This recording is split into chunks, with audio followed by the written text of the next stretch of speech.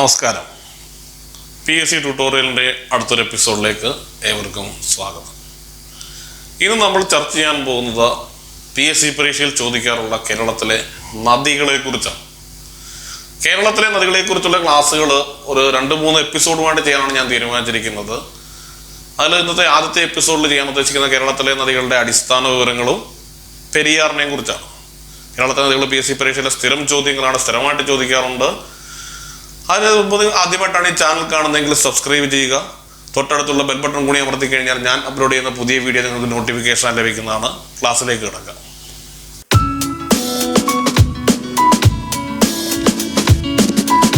കേരളത്തിൽ കൂടി ഒഴുകുന്ന നദികളുടെ എണ്ണം 44ആണ്. കേരളത്തിൽ കൂടി ഒഴുകുന്ന ആകെ നദികളുടെ എണ്ണം എത്രയാണ്? 44ആണ്. ഈ 44 നദികളിൽ 3 എണ്ണം കിഴക്കോട്ടൊഴുകുന്നവയും ബാക്കിയെല്ലാം പടിഞ്ഞാട്ടൊഴുകുന്നവയാണ്. അല്ലെ, കേരളത്തിൽ കൂടി ഒഴുകുന്ന നദികളുടെ എണ്ണം എത്രയാണ്? 44ആണ്. അവയിൽ 3 എണ്ണം കിഴക്കോട്ടൊഴുകുന്നവയാണ്, ബാക്കി 41 എണ്ണം പടിഞ്ഞാട്ടൊഴുകുന്നവയാണ്. കിഴക്കോട്ടൊഴുകുന്ന നദികൾ ഏതൊക്കെയാണ്? കബനിയ, ഫവാനിയ, പാമ്പാർ എന്നിവയാണ്. അല്ലെ, കേരളത്തിലെ കിഴക്കോട്ടൊഴുകുന്ന നദികൾ ഏതൊക്കെയാണ്? കബനിയും പിന്നെ ഏതാണ്? ഫവാനി പിന്നെ ഏതാണ്? അല്ലെ, പാമ്പാർ എന്നിവയാണ്. കിഴക്കോട്ടൊഴുകുന്നതിൽ വലിയ നദി ഏതാണ്? കബനിയ. അല്ലെ, കിഴക്കോട്ടൊഴുകുന്നതിൽ വലിയ നദി ഏതാണ്? അല്ലെ, കബനിയാണ്. കബനി ഒഴുകുന്നത് വയനാട്ടിൽ കൂടിയാണ്. അല്ലെ, കബനി ഒഴുകുന്ന ഏത് ജില്ലയിൽ കൂടിയാണ്? വയനാട്ടിൽ കൂടിയാണ്. ഫവാനി ഒഴുകുന്നത് പാലക്കാട് ജില്ലയിൽ കൂടിയാണ്. അല്ലെ, ഫവാനി ഒഴുകുന്നത് എവിടെയാണ്? പാലക്കാട് ജില്ലയിൽ കൂടിയാണ്. പാമ്പാർ ഒഴുകുന്നത് ഇടുക്കി ജില്ലയിൽ കൂടിയാണ്. അല്ലെ, പാമ്പാർ ഒഴുകുന്നത് എവിടെയാണ്? ഇടുക്കി ജില്ല. കേരളത്തിൽ കൂടെ ഒഴുകുന്ന കിഴക്കോട്ടൊഴുകുന്ന 3 നദികൾ ഏതൊക്കെയാണ്? കബനിയ, ഫവാനിയ, പാമ്പാർ എന്നിവയാണ്. കിഴക്കോട്ടൊഴുകുന്നതിൽ വലിയ നദി ഏതാണ്? കബനിയ. അല്ലെ, കബനി ഒഴുകുന്നത് വയനാട്ടിൽ കൂടിയാണ്. അല്ലെ, ഫവാനി ഒഴുകുന്നത് പാലക്കാട്ട് കൂടിയാണ്. അല്ലെ, പാമ്പാർ ഒഴുകുന്നത് ഇടുക്കിയിൽ കൂടിയാണ്. അല്ലെ, അങ്ങനെ കേരളത്തിൽ ഏറ്റവും കൂടുതൽ നദികൾ ഒഴുകുന്ന ജില്ല ഏതാണ്? കാസർഗോഡ് ജില്ലയാണ്. അല്ലെ, കേരളത്തിൽ ഏറ്റവും നദികൾ ഒഴുകുന്ന ജില്ല ഏതാണ്? കാസർഗോഡ് ജില്ലയാണ്. കേരളത്തിലെ നദികളുടെ എണ്ണം എത്രയാണ്? 44ആണ്. അല്ലെ, ഈ 44 നദികളിൽ 3 എണ്ണം കിഴക്കോട്ടൊഴുകുന്നവയാണ്. ഏതൊക്കെയാണ്? കബനിയ, ഫവാനിയ, പാമ്പാർ എന്നിവയാണ്. അല്ലെ, കിഴക്കോട്ടൊഴുകുന്നതിൽ വലിയ നദി ഏതാണ്? കബനിയാണ്. കബനി ഒഴുകുന്നത് വയനാട് ജില്ലയിൽ കൂടിയാണ്. ഫവാനി ഒഴുകുന്നത് പാലക്കാട് ജില്ലയിൽ കൂടിയാണ്. പാമ്പാർ ഒഴുകുന്നത് ഇടുക്കിയിൽ കൂടിയാണ്. കേരളത്തിൽ ഏറ്റവും കൂടുതൽ നദികൾ ഒഴുകുന്ന ജില്ല ഏതാണ്? കാസർഗോഡ് ജില്ലയാണ്.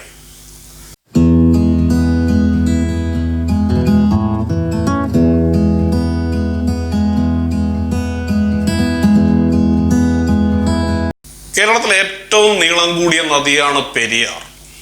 കേരളത്തിലെ ഏറ്റവും നീളം കൂടിയ നദി ഏതാണ്? പെരിയാർ. അല്ലെ, കേരളത്തിലെ ഏറ്റവും നീളം കൂടിയ നദിയാണ് ഇത് പെരിയാർ. പെരിയാറിന്റെ നീളം എത്രയാണ്? 244 കിലോമീറ്റർ ആണ്.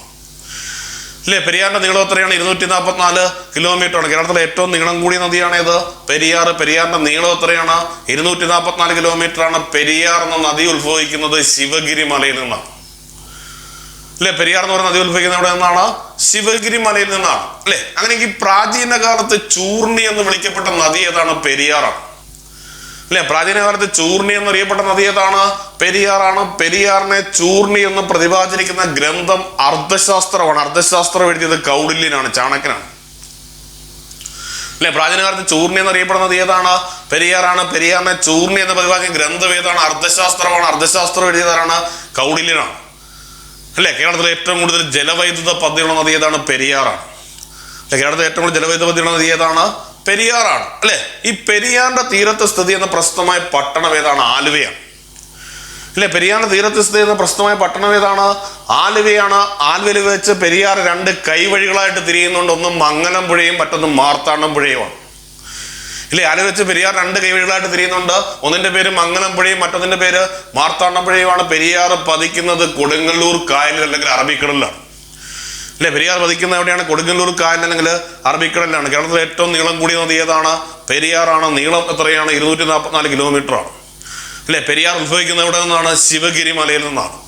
അല്ലെ, പ്രാചീന കാലത്ത് ചൂർണി എന്നറിയപ്പെടുന്ന നദി ഏതാണ്? പെരിയാറാണ്. അല്ലെ, പെരിയാറിനെ ചൂർണി എന്ന് പറയുന്ന ഗ്രന്ഥം ഏതാണ്? അർത്ഥശാസ്ത്രമാണ്. അർത്ഥശാസ്ത്രം എഴുതിയതാണ് കൗടില്യനാണ്. അല്ലെ? കേരളത്തിലെ ഏറ്റവും കൂടുതൽ ജലവൈദ്യുത നദി ഏതാണ്? പെരിയാറാണ്. അല്ലെ? പെരിയാറിന്റെ തീരത്തെ പട്ടണം ഏതാണ്? ആലുവയാണ്. അല്ലെ? ആലുവയിൽ വെച്ച് രണ്ടായി പിരിയുന്ന പെരിയാറിന്റെ കൈവഴികൾ ഏതൊക്കെയാണ്? മംഗലംപുഴയും മാർത്താണ്ഡംപുഴയുമാണ്. പെരിയാർ പതിക്കുന്ന എവിടെയാണ്? അറബിക്കടൽ അല്ലെങ്കിൽ കൊടുങ്ങല്ലൂർ കായലിലാണ്. പെരിയാർ പതിക്കുന്ന എവിടെയാണ്? അറബിക്കടൽ അല്ലെങ്കിൽ കൊടുങ്ങല്ലൂർ കായലിലാണ്. അല്ലെ? പ്രശസ്തമായ ആലുവ ശിവരാത്രി ഉത്സവം ആഘോഷിക്കുന്നത് പെരിയാറിന്റെ തീരത്താണ്. അല്ലെ? പ്രശസ്തമായ ആലുവ ശിവരാത്രി ഉത്സവം ആഘോഷിക്കുന്നത് എവിടെയാണ്? പെരിയാറിന്റെ തീരത്താണ്. അല്ലെ? അദ്വൈത സിദ്ധാന്തന്റെ ഉപജ്ഞാതാവായ ശങ്കരാചാര്യന്റെ ജന്മസ്ഥലമായ കാലടി എവിടെയാണ്? പെരിയാറിന്റെ തീരത്താണ്. ഇല്ലേ? അദ്വൈത സിദ്ധാന്തന്റെ ഉപജ്ഞാതാവായ ശങ്കരാചാര്യ ജന്മസ്ഥലമായ കാലടി എവിടെയാണ്? പെരിയാറിന്റെ തീരത്താണ്. ശ്രീനാരായണ ഗുരു അദ്വൈതാശ്രമം സ്ഥാപിച്ച എവിടെയാണ്? ആലുവയിൽ പെരിയാറിന്റെ തീരത്താണ്. അല്ലെ? ശ്രീനാരായണ ഗുരു അദ്വൈതാശ്രമം സ്ഥാപിച്ച എവിടെയാണ്? ആലുവയിൽ പെരിയാറിന്റെ തീരത്താണ്. പെരിയാറിന്റെ തീരത്തെ ക്രിസ്തീയ തീർത്ഥാടന കേന്ദ്രം മലയാറ്റൂർ പള്ളിയാണ്. അല്ലെ? പെരിയാറിന്റെ തീരത്തെ ക്രിസ്തീയ തീർത്ഥാടന കേന്ദ്രം ഏതാണ്? മലയാറ്റൂർ പള്ളിയാണ്. പെരിയാറിന്റെ തീരത്തെ വന്യജീവി സങ്കേത കേന്ദ്രം തേക്കടിയാണ്. അല്ലെ? പെരിയാറിന്റെ തീരത്തെ വന്യജീവി സങ്കേത കേന്ദ്രം ഏതാണ്? തേക്കടിയാണ്. അല്ലെ? പ്രശസ്തമായ ശിവരാത്രി ഉത്സവം ആഘോഷിക്കുന്നത് എവിടെയാണ്? പെരിയാറിന്റെ തീരത്ത് ആലുവയിലാണ്. അല്ലെ? ശ്രീനാരായണ ഗുരു അദ്വൈത ആശ്രമം സ്ഥാപിച്ച എവിടെയാണ്? പെരിയാറിന്റെ തീരത്ത് ആലുവയിലാണ്. അല്ലെ? അദ്വൈത സിദ്ധാന്തന്റെ ഉപജ്ഞാതാവായ ശങ്കരാചാര്യ ജന്മസ്ഥലമായ കാലടി എവിടെയാണ്? പെരിയാറിന്റെ തീരത്താണ്. അല്ലെ? പെരിയാറിന്റെ തീരത്തെ ക്രിസ്തീയ തീർത്ഥാടന കേന്ദ്രം ഏതാണ്? മലയാറ്റൂർ പള്ളിയാണ്. അല്ലെ? പെരിയാറിന്റെ തീരത്തെ വന്യജീവി സങ്കേത കേന്ദ്രം ഏതാണ്? തേക്കടിയാണ്. ഒന്നുകൂടി നോക്കാം. കേരളത്തിലെ ഏറ്റവും നീളം കൂടിയ നദി ഏതാണ്? പെരിയാറാണ്. അല്ലെ? പെരിയാറിന്റെ നീളം എത്രയാണ്? 244 കിലോമീറ്ററാണ്. അല്ലെ? പെരിയാർ ഉത്ഭവിക്കുന്ന എവിടെ നിന്നാണ്? ശിവഗിരി മലയിൽ നിന്നാണ്. അല്ലെ? പ്രാചീന കാലത്ത് ചൂർണി എന്നറിയപ്പെടുന്നത് ഏതാണ്? പെരിയാറാണ്. അല്ലെ? പെരിയാറിന്റെ ചൂർണി എന്ന് പറയുന്ന ഗ്രന്ഥം ഏതാണ്? അർത്ഥശാസ്ത്രമാണ്. അർത്ഥശാസ്ത്രം എഴുതിയത് കൗടില്യനാണ്. കേരളത്തിലെ ഏറ്റവും കൂടുതൽ ജലവൈദ്യുത പദ്ധതിയുള്ള നദി ഏതാണ്? പെരിയാറാണ്. അല്ലെ? പെരിയാറിന്റെ തീരത്തെ പട്ടണം ഏതാണ്? ആലുവയാണ്. അല്ലെ? ആലുവയിൽ വെച്ച് രണ്ടായി പിരിയുന്ന പെരിയാറിന്റെ കൈവഴികൾ ഏതൊക്കെയാണ്? മംഗലംപുഴയും മാർത്താണ്ഡംപുഴയുമാണ്. പെരിയാർ പതിക്കുന്ന എവിടെയാണ്? കൊടുങ്ങല്ലൂർ കായൽ അല്ലെങ്കിൽ അറബിക്കടലിലാണ്. അല്ലെ? പ്രശസ്തമായ ശിവരാത്രി ഉത്സവം ആഘോഷിക്കുന്ന എവിടെയാണ്? പെരിയാറിന്റെ തീരത്ത് ആലുവയിലാണ്. അല്ലെ? ശ്രീനാരായണ ഗുരു അദ്വൈതാശ്രമം സ്ഥാപിച്ച എവിടെയാണ്? പെരിയാറിന്റെ തീരത്ത് ആലുവയിലാണ്. അല്ലെ? അദ്വൈത സിദ്ധാന്തന്റെ ഉപജ്ഞാതാവായ ശങ്കരാചാര്യ ജന്മസ്ഥലമായ കാലടി എവിടെയാണ്? പെരിയാറിന്റെ തീരത്താണ്. അല്ലെ? പെരിയാറിന്റെ തീരത്തെ ക്രിസ്തീയ തീർത്ഥാടന കേന്ദ്രം ഏതാണ്? മലയാറ്റൂർ പള്ളിയാണ്. അല്ലെ? പെരിയാറിന്റെ തീരത്തെ വന്യജീവി സങ്കേത കേന്ദ്രം ഏതാണ്? തേക്കടിയാണ്. കേരളത്തിലെ നദികൾ എന്ന ഭാഗത്തെക്കുറിച്ചുള്ള ഈ എപ്പിസോഡിലൂടെ അവസാനിക്കുകയാണ്. കേരളത്തിലെ നദികളുമായിട്ട് ബന്ധപ്പെട്ട അടുത്തൊരു നദിയുമായി അടുത്തൊരു എപ്പിസോഡിൽ കാണാം നമുക്ക്. അതുവരേക്കും ഗുഡ് ബൈ.